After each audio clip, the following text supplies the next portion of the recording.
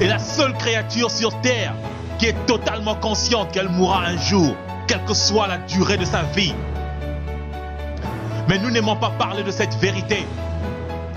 Quand on parle de la mort ou de l'enfer, les gens ont tendance à éviter ou à changer de sujet, comme ils changent les chaînes sur leur poste de téléviseur.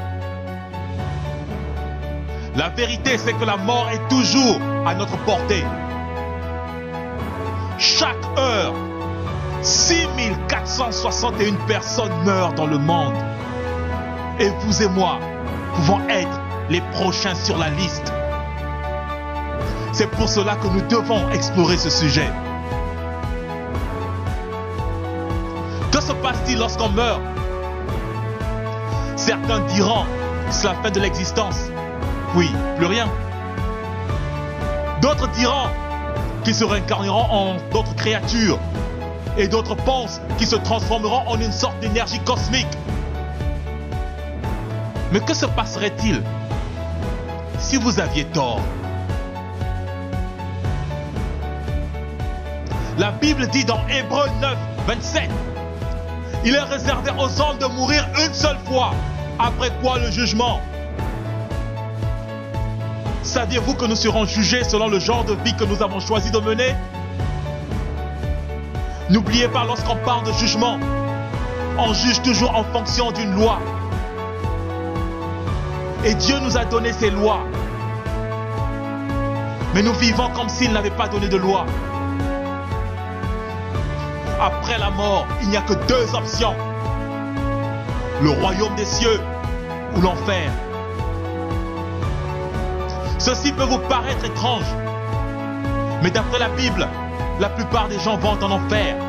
Les voleurs, les tueurs, les adultères, les prêtres, les pédophiles, les pasteurs, les homosexuels, les chrétiens, les juifs, les musulmans, les bouddhistes, les fornicateurs, les stars de musique, les envieux, ceux qui sont incapables d'aimer ou de pardonner, et la liste continue.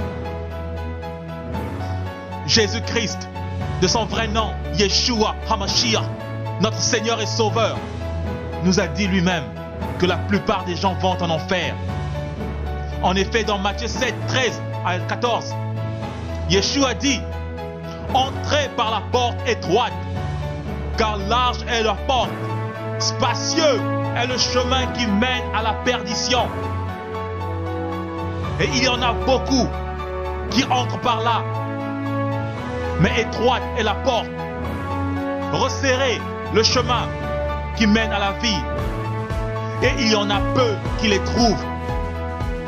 Il y en a peu qui les trouvent. Il y en a peu qui les trouvent. Qu'est-ce que cela veut dire? Cela veut dire que nous avons défini notre salut selon notre propre standard et non selon le standard et la norme établie par Dieu.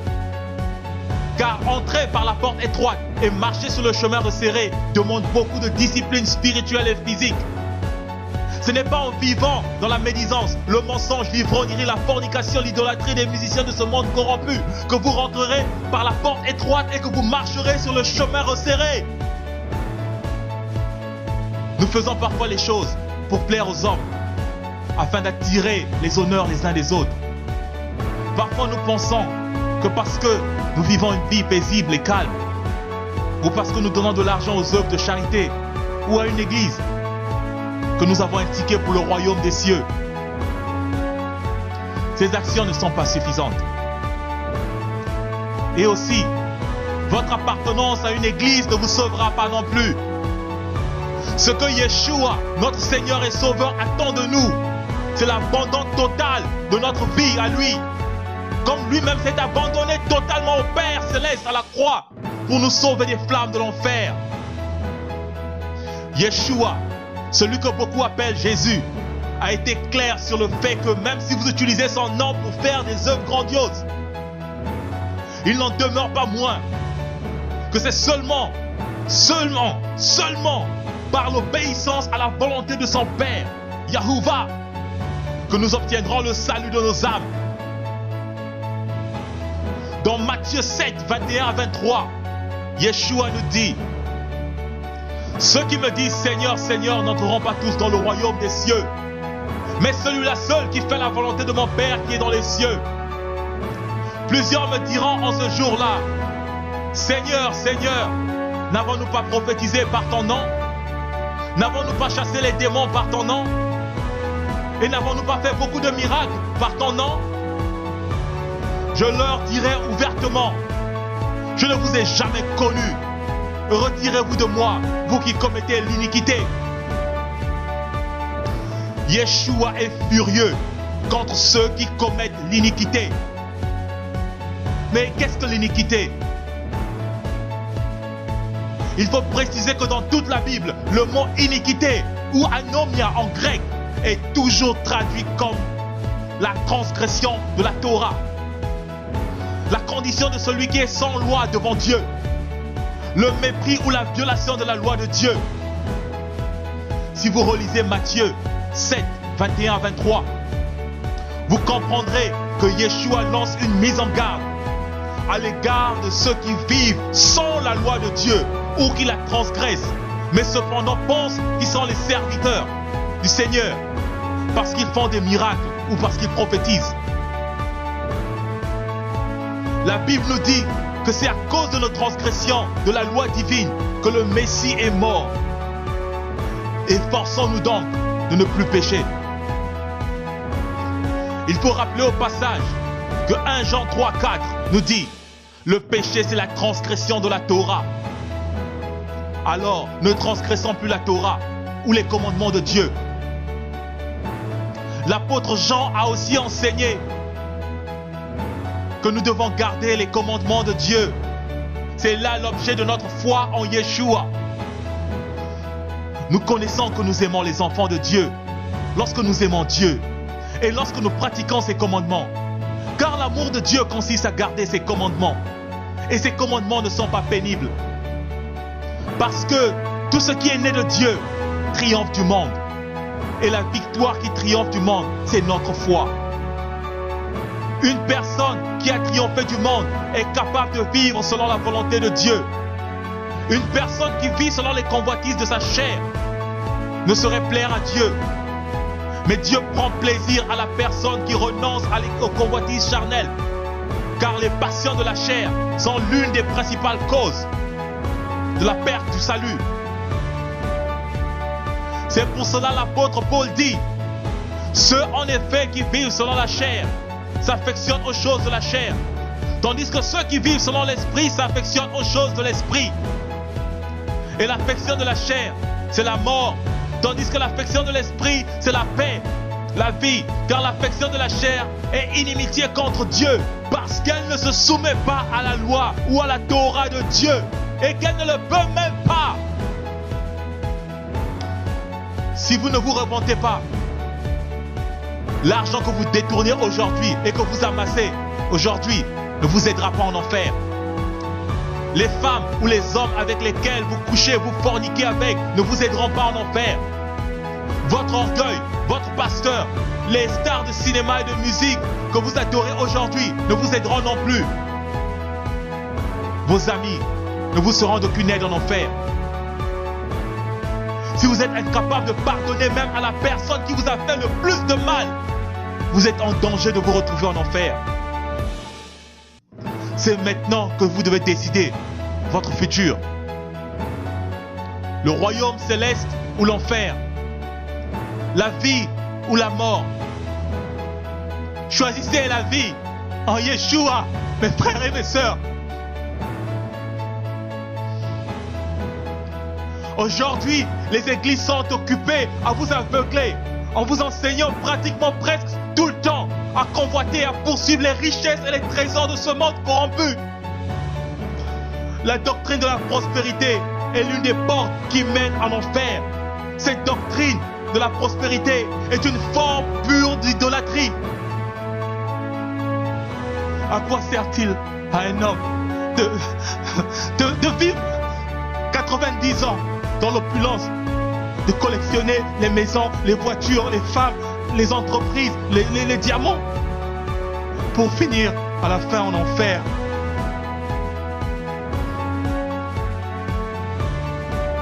Yeshua, notre Seigneur, a dit, cherchez premièrement le royaume des cieux et sa justice. Et toutes ces choses vous seront données par-dessous.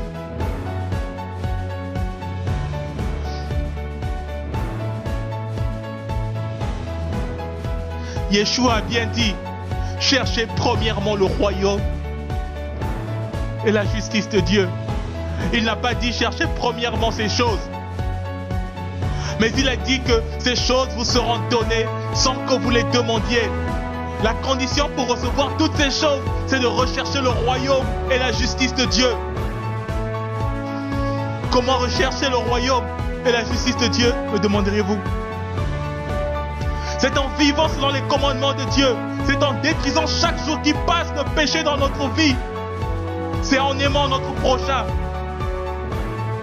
C'est en prenant soin du pauvre, de la veuve, de l'orphelin, car ces personnes sont précieuses aux yeux de notre Dieu. C'est en faisant de Yeshua, HaMashiach, notre Seigneur, notre Sauveur, le maître de notre existence. Aujourd'hui encore, plusieurs personnes mesurent le degré de leur relation avec Dieu par rapport à leurs avoirs, par rapport à leur argent, par rapport à leurs possessions matérielles. Souvenez-vous que le diable aussi avait offert des bénédictions et la gloire à notre Seigneur Yeshua. Ce n'est pas parce que vous avez un bon travail, une belle maison, une belle voiture, que Elohim est forcément l'auteur de ces bénédictions. Ce n'est pas parce que votre entreprise prospère que c'est forcément la bénédiction de l'Éternel.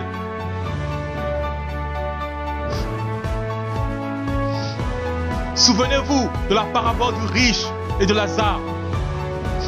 Lazare qui n'avait rien de toute sa vie se retrouva dans un lieu de réconfort. Lazare avait appris dans cette difficulté à glorifier le Père pour chaque miette de pain qu'il mangeait. Mais le riche, qui de toute sa vie n'avait pas compris ce que c'est que l'amour,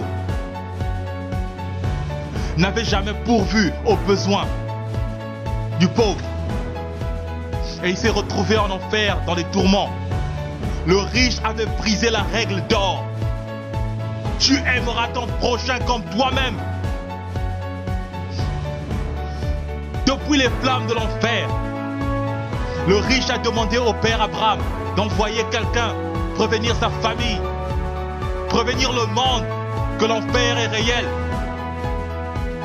Père Abraham qui a vécu des siècles longtemps avant Moïse a dit aux riches, ils ont Moïse et les prophètes. S'ils n'écoutent pas Moïse ou les prophètes, ils ne se laisseront convaincre. Même si une personne d'entre les morts revenait pour leur parler de ces choses.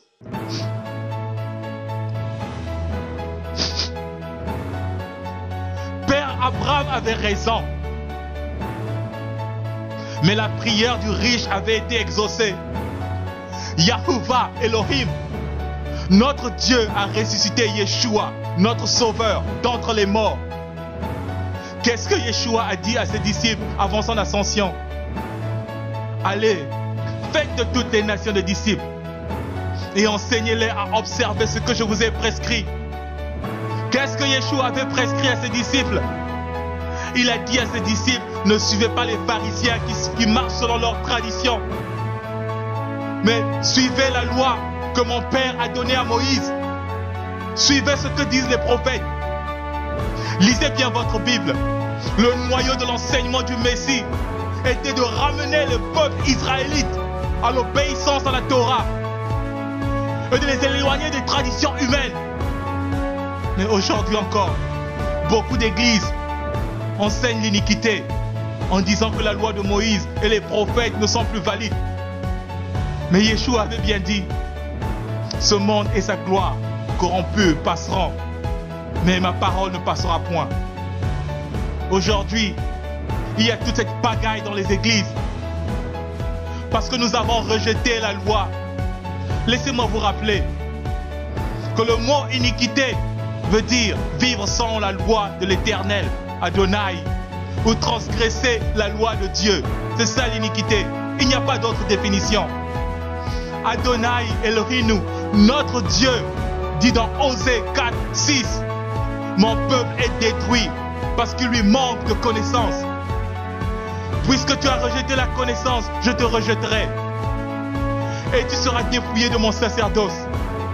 Puisque tu as oublié la loi de ton Dieu, j'oublierai aussi tes enfants. Si Dieu a puni aussi sévèrement les Israélites pour avoir abandonné sa loi, croyez-vous qu'il vous épargnera? Croyez-vous qu'il nous épargnera, nous les nations, si nous faisons de même? Yeshua a réprimandé les pharisiens parce qu'ils ne suivaient pas la loi de Dieu. Croyez-vous que Yeshua ne vous réprimanderait pas d'avoir jeté sa loi dans les oubliettes? La loi de son Père est précieuse à ses yeux. Yeshua est un juste juge et il ne fera pas deux poids, deux mesures. Tel qu'il a jugé les pharisiens, tel il nous jugera.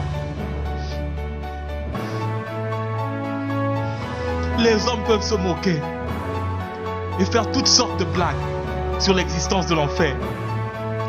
Certains d'entre nous faisant des efforts pour ne pas y penser ou d'y croire.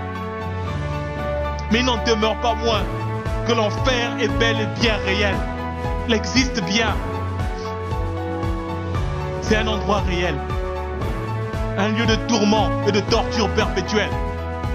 Vous croyez que j'ai envie de vous foutre la trouille, hein? Eh bien, vous ferez bien d'avoir peur et de trembler, de prendre la bonne décision avant qu'il soit trop tard pour vous. Beaucoup de gens n'aiment pas ce sujet, car cela blesse leurs sentiments. Mais nous savons tous que la vérité blesse. Et c'est cette même vérité qui conduit à la vie, mes frères et mes sœurs. Car elle nous délivre. Elle nous délivre, elle délivre le peuple des chaînes de l'ignorance. Nous sommes devenus tellement ignorants. Vous avez entendu des pasteurs ou des chrétiens vous dire que Dieu est amour. Il est tellement amour qu'il n'enverra jamais quelqu'un en enfer. Il est vrai que Dieu est amour. Mais il est aussi justice. Il est aussi sainteté. Vous devez savoir que Dieu est saint. Et il ne peut pas coexister avec le péché. Si vous tenez à vivre dans votre péché, Dieu vous rejettera. Psaume 5, versets 5 à 6. Car tu n'es point un Dieu qui prenne plaisir au mal. Le méchant n'a pas sa demeure auprès de toi. Les insensés ne subsistent pas devant tes yeux. Tu es ceux qui commettent l'iniquité, ceux qui brisent la loi, ceux qui vivent sans la loi. Dieu est ceux qui commettent l'iniquité, mais il prend plaisir à la repentance du pécheur. Il n'est pas trop tard pour se repentir. Dieu, par son Fils Yeshua, a un fervent désir de purifier et de sauver tous ceux qui viennent à lui d'un cœur sincère. Pour sauver l'homme de la condamnation du péché, une condamnation qui conduit en enfer, Dieu a envoyé son Fils unique Yeshua HaMashiach payer le prix de notre rédemption à la croix. C'est ce qu'exprime la prophétie d'Ésaïe dans Ésaïe 53 au verset 5 à 6. Mais il a été blessé pour nos péchés, brisé pour nos iniquités. Le châtiment qui nous donne la paix est tombé sur lui. Et c'est par ces meurtrissures que nous sommes guéris. L'Éternel a fait retomber sur lui l'iniquité de nous tous. Rappelez-vous que Dieu est saint. Et en tant que tel, il ne peut coexister avec le péché. C'est pour cela qu'il a créé l'enfer, qui est destiné aux pécheurs, donc Satan et ses anges. L'enfer n'était pas fait pour les hommes, mais pour Satan et ses anges. Les hommes vont en enfer à cause de leur nature pécheresse héritée de Satan.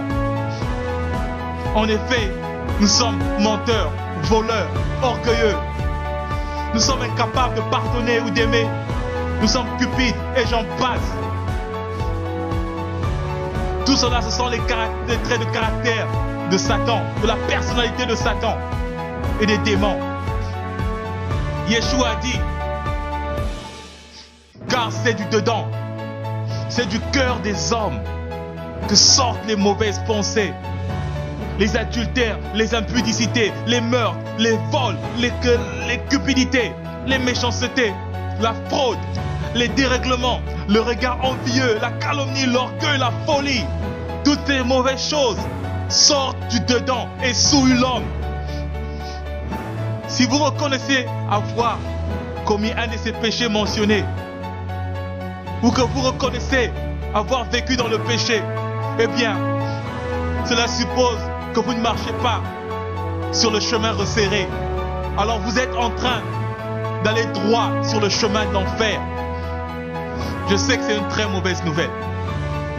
Mais la bonne nouvelle, c'est que vous êtes encore en vie et que vous pouvez renoncer à vos péchés. Et Dieu vous prendra dans ses mains. Il vous lavera de tous vos péchés. Et vous serez tout neuf comme un sou. Quelle que soit ta vie, quel que soit ce que tu as fait de mal, je t'en prie, mon frère, ma sœur, avec des larmes aux yeux, je te supplie de venir à Yeshua. Même si tu es une prostituée, homosexuelle, sataniste, alcoolique, voleur, drogué, lesbienne, violent, sache que Yeshua t'aime et il est prêt à te recevoir et à changer ton mode de vie, à te donner une vie nouvelle qui ira jusqu'à l'éternité. Il n'est pas venu pour nous juger, il n'est pas venu pour te juger, mais pour te sauver. Mais c'est à toi de faire le premier pas. Commence par renoncer au péché et il viendra, il te donnera le shalom, la paix. Il te montrera la voie à suivre lui-même. Tu ne suivras plus les hommes. Tu suivras le Maître, celui qui t'a créé, celui qui a créé cet environnement dans lequel nous vivons. Ça sera une gloire et un honneur pour toi, mon frère et ma sœur.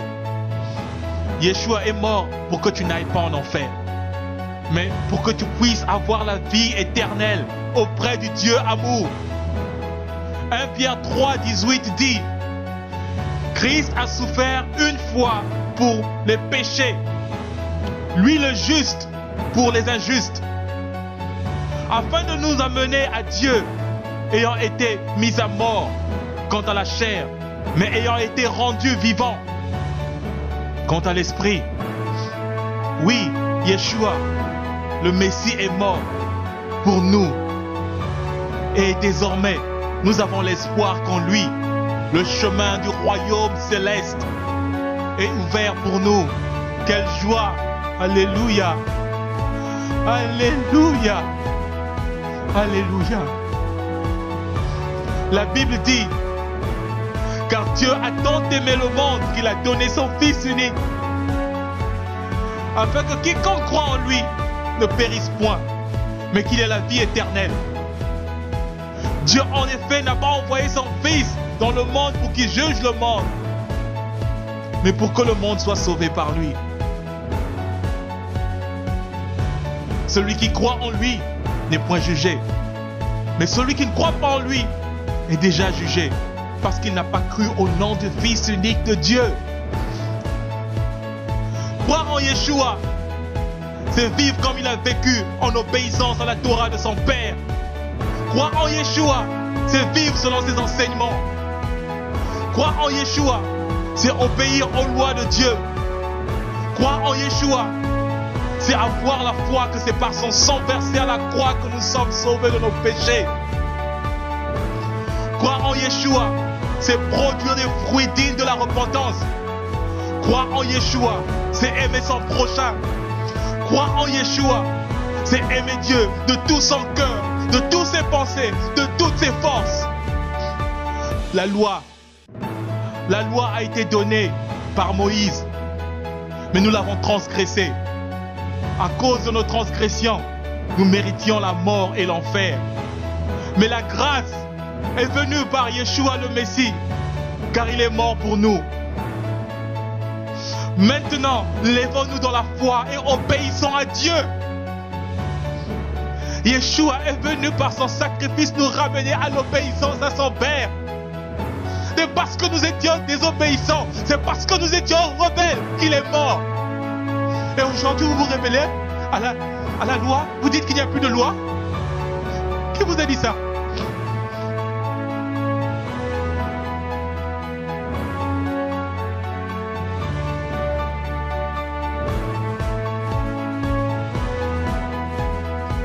Méditons sur ces paroles de notre Maître et Sauveur, Yeshua HaMashiach. Voici, je viens bientôt, et ma rétribution est avec moi, pour rendre à chacun selon ce qu'est son œuvre. Je suis l'Aleph et le Tav, le premier et le dernier, le commencement et la fin. Heureux ceux qui lavent leurs robes afin d'avoir droit à l'arbre de vie et d'entrer par les portes dans la ville. Dehors les chiens, les enchanteurs, les impudiques, les meurtriers, les idolâtres et quiconque aime et pratique le mensonge. Moi, Yeshua, j'ai envoyé mon ange pour vous attester ces choses dans les églises. Je suis le rejetant de la postérité de David, l'étoile brillante du matin.